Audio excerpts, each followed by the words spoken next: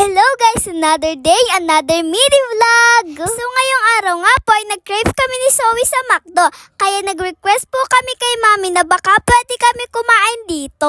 And super happy nga po namin dahil pumayag nga po si Mami. Madalang naman daw po kaya go na. Thank you so much po Mami dahil nakapasyal na naman kami today. Kain po tayo guys! Ito nga po, sarap na naman kumain ng mga person.